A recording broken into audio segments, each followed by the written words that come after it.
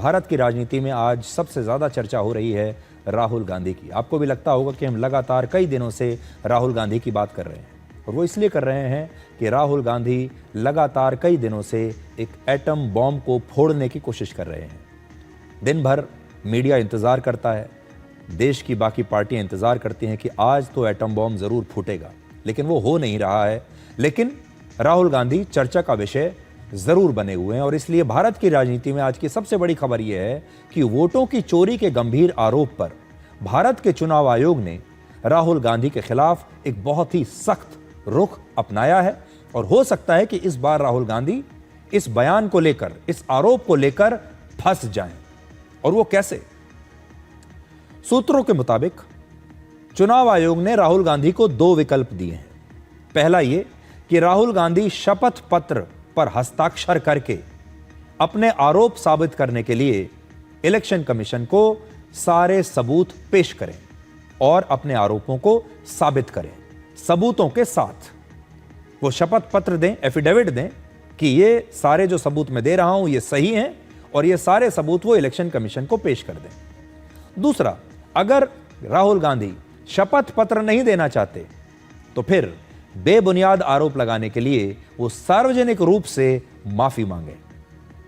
अब बड़ी बात यह है कि राहुल गांधी इसमें से कौन सा विकल्प चुनेंगे, या कोई सा भी विकल्प नहीं चुनेंगे, तीसरा विकल्प चुनेंगे कि ना तो शपथ पत्र देंगे और ना माफी मांगेंगे। हमें लगता है कि वो तीसरा विकल्प चुनेंगे, शपथ पत्र भी नहीं देंगे, सबूत भी नहीं देंगे और माफी भी नहीं मांगेंगे।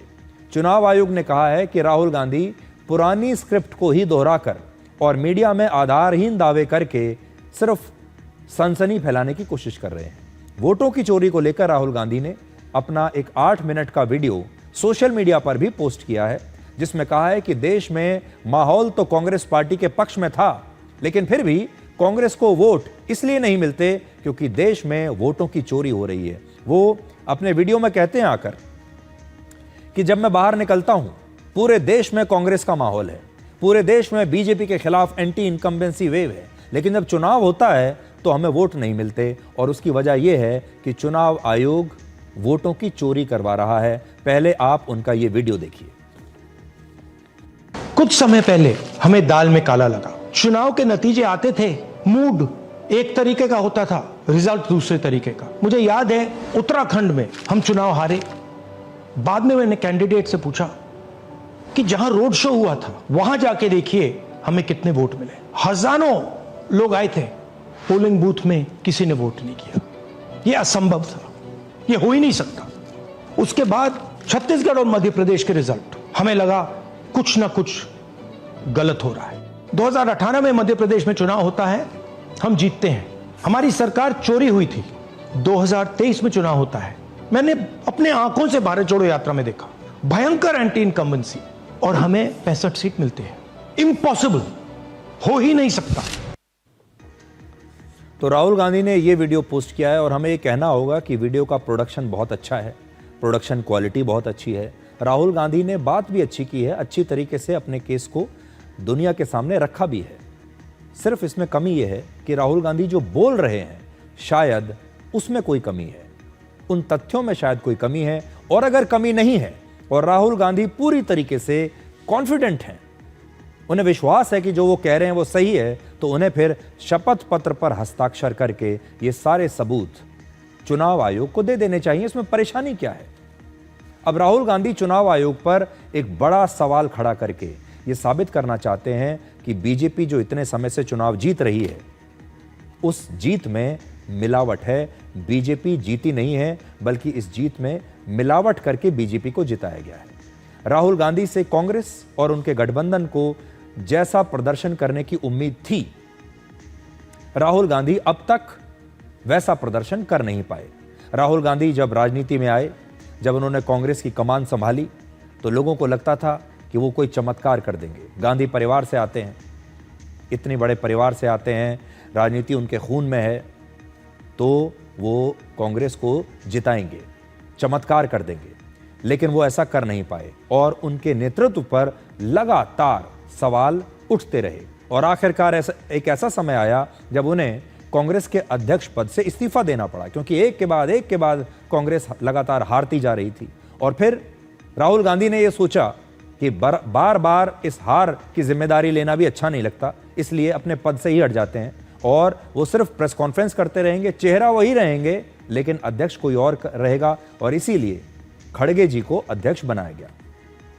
अब राहुल गांधी वोट चोरी का आरोप लगाकर शायद इन सारी हारों की जिम्मेदारी से बचने की रणनीति बना रहे हैं, और ये एक ऐसा मुद्दा है जिस पर सारी विपक्षी पार्टियों को एकजुट किया जा सकता है, क्योंकि इस मुद्दे पर सारी विपक्षी पार्टियां बड़ी आसानी से हां कर देंगी, क्योंकि इससे बीजेपी की बदनामी होती है।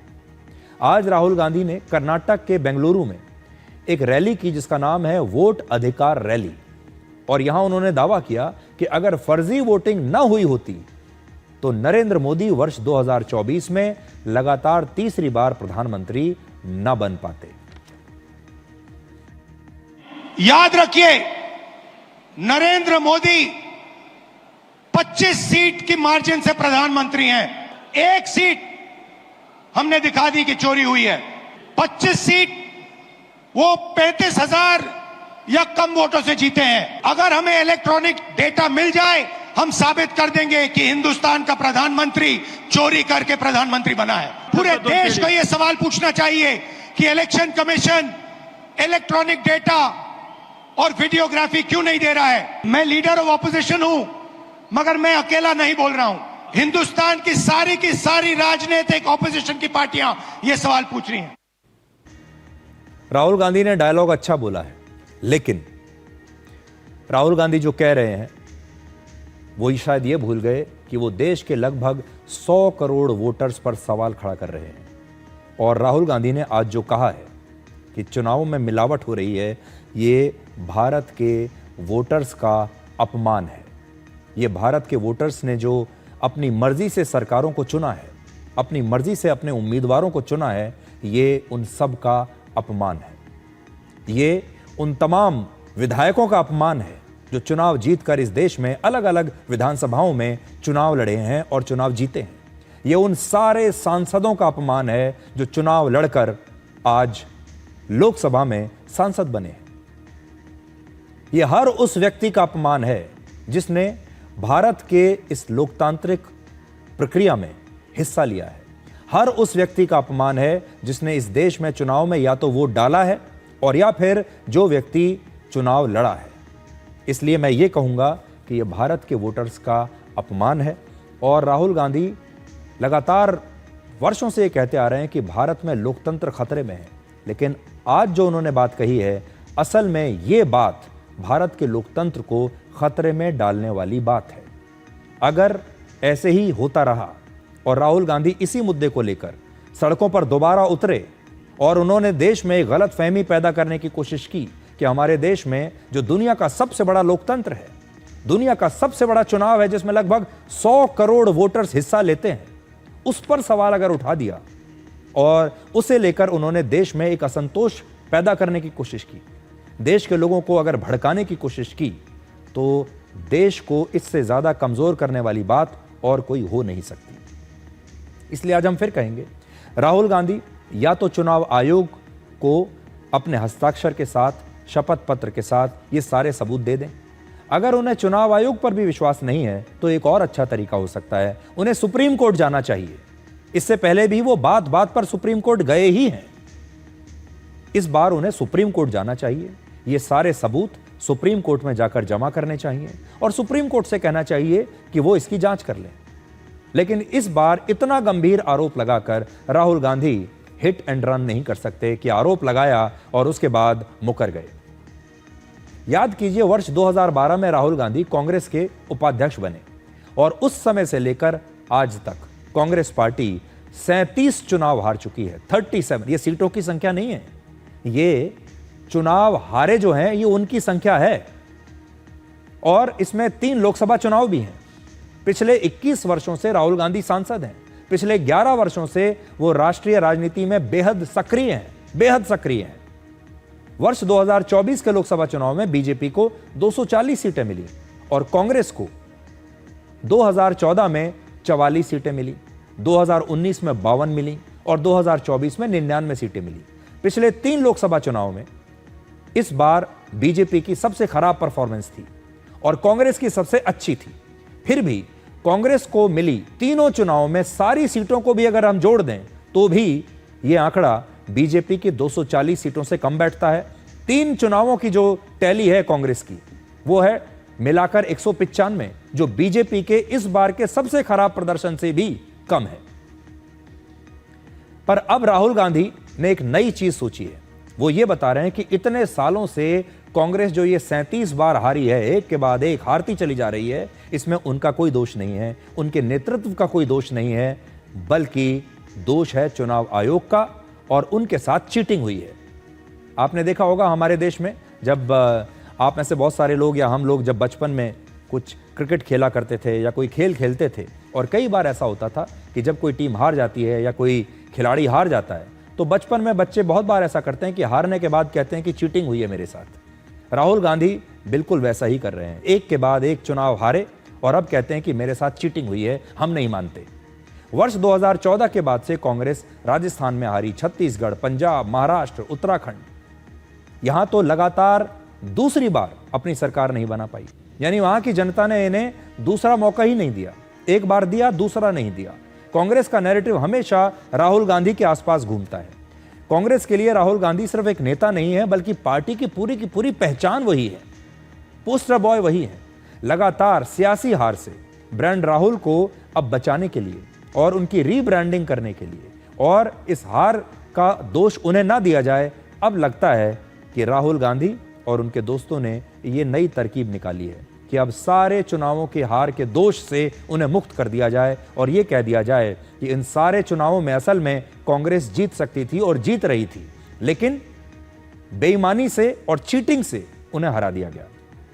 और अब उनकी बहन प्रियंका गांधी वाड्रा भी राहुल गांधी के साथ इस मामले पर आकर खड़ी है। एफिडेविट क्यों चाह रहे हैं? तो इतना बड़ा खुलासा किया है, अगर ये सब है, मान लो अगर अनइंटेंशनल गलती है तो आप उसको इन्वेस्टिगेट करिए। आप वोटर लिस्ट दे क्यों नहीं रहे हैं? आप इन्वेस्टिगेट कर क्यों नहीं रहे हैं? उसके बजाय आप कह रहे हैं कि एफिडेविट साइन करके दो। इससे बड़ा ओथ क्या है जो हम सदन में लेते हैं? इससे बड़ा इस देश में कोई भी ओथ है नहीं है। वो ओथ तो लिया हुआ है, पब्लिक में सब कुछ कह रहे हैं, दिखा रहे हैं आपको कि देखिए 40,000 फर्जी वोट हैं, 10,000 पता नहीं जो भी है, उनके आंकड़े मुझे याद नहीं है। तो इस बार राहुल गांधी ने अब एक नई रणनीति सोची है कि वोटों की चोरी का ही आरोप लगाकर इसे बड़ा मुद्दा बना देना चाहिए और अब इसे लेकर वो सड़कों पर उतरना चाहते हैं। वैसे 55 वर्ष के राहुल गांधी अपनी राजनीति को चमकाने या फिर अपनी राजनीति को बचाने के लिए इससे पहले भी अलग अलग प्रयोग करते रहे हैं और इससे पहले अगर आप याद करें तो उन्होंने 3 बड़े दांव खेले थे, लेकिन वो दांव चले नहीं। पहला, वर्ष 2022 में राहुल गांधी ने भारत जोड़ो यात्रा की थी जो करीब 5 महीने तक चली थी। इस यात्रा को मीडिया में रोज कवरेज मिलती थी, रोज ये यात्रा मीडिया में हेडलाइन बनी रहती थी।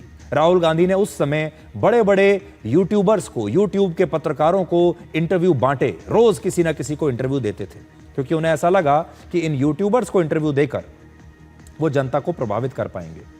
लेकिन भारत जोड़ो यात्रा के बाद जब चुनाव हुए तो कांग्रेस को सिर्फ 99 सीटें ही मिली। राहुल गांधी को इस बात का अफसोस आज तक है कि भारत जोड़ो यात्रा में माहौल तो जबरदस्त था, इतने सारे लोग आए, लेकिन चुनाव में उन लोगों ने कांग्रेस को वोट नहीं दिया। ऐसा कैसे हो गया? दूसरा दांव उन्होंने खेला है तुष्टीकरण का। राहुल गांधी के नेतृत्व में कांग्रेस पार्टी ने हमेशा अल्पसंख्यक वोट बैंक के लिए तुष्टीकरण की तमाम कोशिशें की हैं, चाहे वो कुंभ का मेला हो, चाहे वो राम मंदिर का उद्घाटन हो। हर जगह जहां जहां उन्हें मुद्दा मिला है उन्होंने मुसलमानों का तुष्टीकरण किया। और लेकिन जो नया भारत है इसने कांग्रेस के इस दांव को भी नाकाम कर दिया, ये दांव भी उनका नहीं चला। और तीसरा, अब जो उन्होंने दांव खेला, जाति जनगणना को मुद्दा बनाकर फिर से पिछड़े वर्ग के वोटों को एकजुट करने के लिए राहुल गांधी ने नया दांव चला। लेकिन मोदी सरकार ने खुद ही जातिगत जनगणना कराने का ऐलान कर दिया और यह मुद्दा भी राहुल गांधी से उन्होंने छीन लिया। तो ये 3 मुद्दे उन्होंने उठाए हैं, तीनों का उन्हें कोई फायदा नहीं, इसलिए अब उन्होंने ये चौथा मुद्दा उठाया है और अब इस मुद्दे को लेकर वो देश की सड़कों पर आपको आने वाले दिनों में नजर आएंगे। अब एक तरफ राहुल गांधी वोटों की चोरी का आरोप लगाते हैं, लेकिन जब चुनाव आयोग बिहार में इसी प्रकार का मतदाता शुद्धिकरण का अभियान चलाता है तो राहुल गांधी और विपक्षी पार्टियां इसका विरोध करते हैं। जबकि भारत में पहली बार मतदाता शुद्धिकरण आज से 73 वर्ष पहले वर्ष 1952 में किया गया था। तब देश के प्रधानमंत्री जवाहरलाल नेहरू थे और उनकी सरकार में ही 3 बार SIR हुआ। यहां तक कि बिहार में भी वर्ष 2003 में आखिरी बार SIR जब हुआ था तब किसी ने इसका विरोध नहीं किया था। तो आज भारत के गृह मंत्री अमित शाह ने भी बिहार के सीतामढ़ी में जाकर राहुल गांधी के बारे में क्या कहा है वो आप सुनिए। मैं आज राहुल जी को भी कहना चाहता हूं, बंद करिए ये वोट बैंक की राजनीति। मतदाता शुद्धिकरण पहली बार नहीं हो रहा है। आपके परनाना जवाहरलाल नेहरू ने शुरू किया था और अंत में 2003 में हुआ, तब भी कोई विरोध नहीं था। अब आप चुनाव पे चुनाव हारते जाते हो, इसलिए पहले से ही बिहार चुनाव हारने का एक वजह लोगों को बता रहे हैं। मुझे बताओ, बिहार विधानसभा चुनाव के पहले बिहार की मतदाता सूची से घुसपैठियों को निकालना चाहिए या नहीं निकालना चाहिए? जरा जोर से बोलो, निकालना चाहिए या नहीं निकालना चाहिए? जो भारत में जन्मा नहीं है उसको भारत में वोट देने का अधिकार हमारा संविधान नहीं दे रहा है। राहुल बाबा, आप संविधान लेकर घूम रहे हो, तनिक उसको खोलकर पढ़ भी लो। घुसपैठियों को इस देश की चुनावी प्रक्रिया में हिस्सा नहीं लेना है और इसीलिए वो SIR का विरोध कर रहे हैं, क्योंकि घुसपैठिए इनकी वोट बैंक है। ये जो राहुल गांधी की जो थ्योरी है, ये अपने आप में ही रिजल्ट से खत्म हो जाती है। पहली बात तो थ्योरी की बुनियाद ही गलत है, क्योंकि डेटा ही गलत है, स्टार्टिंग डेटा ही गलत है, स्टार्टिंग भी गलत है और अंत तो विनाश पे ही है, झूठ पे ही है। अगर उनको आपत्ति है तो कोई फॉर्मल एविडेंस किसी ओथ पे उन्होंने दी हो। इलेक्शन कमीशन में ऐसा नहीं है। उन्होंने एक बार एफिडेविट फाइल करा था सुप्रीम कोर्ट में, बाद में माफी मांग करके आए थे, एफिडेविट में माफी मांग के आए थे। तो अगर है तो ये उनका और इलेक्शन कमीशन के बीच का काम है। लेकिन देश में झूठ से काम नहीं चलना चाहिए और ये झूठ के नैरेटिव अपने आप ही जनता ने 3 बार ध्वस्त करे हैं और भविष्य में भी ऐसा होता रहेगा, क्योंकि 60% मार्जिन रखने वालों की क्रेडिबिलिटी इस समाज में रहेगी नहीं। ये एक लोकतंत्र है और लोकतंत्र का मतलब है लोगों का राज। यहां लोग राज करते हैं, देश की जनता ये फैसला लेती है कि कौन पार्टी सरकार बनाएगी और कौन सी पार्टी सरकार से बाहर जाएगी। इसलिए राहुल गांधी को पूरा अधिकार है कि वो अपनी बात देश के सामने रख सकें, पूरा अधिकार है कोई भी आरोप वो लगा सके। और राहुल गांधी ने ये आरोप लगाए भी हैं, पहले भी लगाए हैं और आज भी लगाया है। लेकिन अब क्योंकि देश की जनता लगातार कई वर्षों से उनके आरोप देखती आ रही है, अब देश की जनता उनसे ये उम्मीद रखती है कि इस बार वो आरोपों के सारे पुष्ट सबूत दिखाएंगे।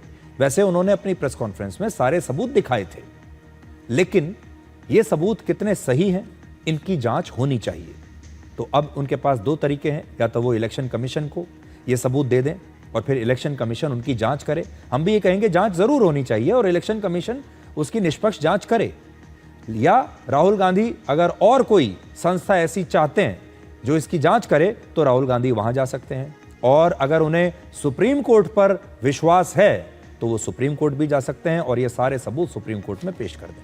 लेकिन इस बार उन्हें सबूत किसी न किसी को तो दिखाने पड़ेंगे।